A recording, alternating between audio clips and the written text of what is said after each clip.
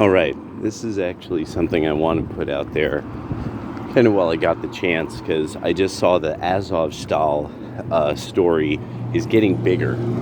So it turns out there was like 1,000 troops in Azovstal, and they've surrendered, and Kiev is totally quiet about it. So these are the genuine thing Nazis. These are the real deal Holyfield, real thing.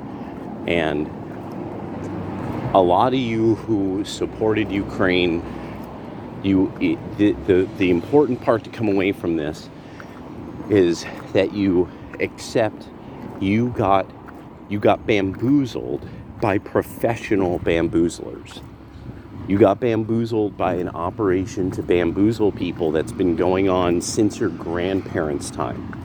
And like, if you don't accept this, one of the things is well, then it's like, what would you call somebody who won't say the sky's blue?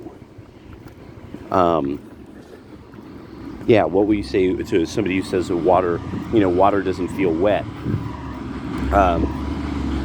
You got bamboozled. And the only thing that you have to do is to look up torchlight marches in Kiev, and you'll see how bad you got bamboozled. With what's being called 1,700 troops coming out of Azovstal, that's a much larger group than I thought the Azov and battalion had reached. That's way bigger. I thought they were about 500, maybe 700. And that's what most of the reports I had heard said. I had never seen anything that said they had reached, 1,000 troops or something. Now, there's probably a good portion of these that are like mercenaries or, whatever, conscripted young men and women or whatever. But judging from their efforts like that are documented by Vice News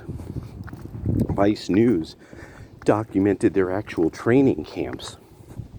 And those training camps were documented I think before Trump was president. So, and I mean, this is the whole deal. Like, this is with girls with white power tattooed down their legs. That's who's in Ukraine. And so they just got routed from the Azovstal Mariupol steel plant. And these are the real thing. You got fooled into supporting Nazis. You got totally bamboozled.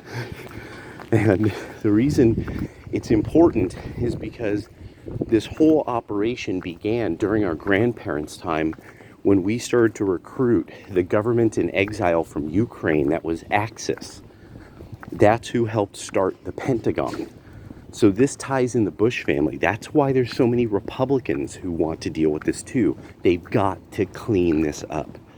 They've got to destroy the bodies. They've got to destroy all the evidence of what they did. Because this then, once people put the pieces together, they're like, oh, so this is the same kind of group of people that trained Gaddafi and Gaddafi's security people and Saddam Hussein's security people. And, oh, okay, so we train we put these horrible people in power. The Pentagon trains all the people around them. And then decades later, we take them out again. Okay, rinse and repeat. All right, and so people who, that's it. That's the game. What it's for, who knows? Just to be able to be the players, I suppose. But yeah, that real deal Holyfield. You got fooled into giving money to neo-Nazis in Ukraine. You were bamboozled, except you were bamboozled. You didn't think it could be real. It was, it is, and everyone, the whole world's about to find out. This is what Russian propaganda was. They warned us that they were going to expose this history of the United States and the Pentagon to everyone, and they have now.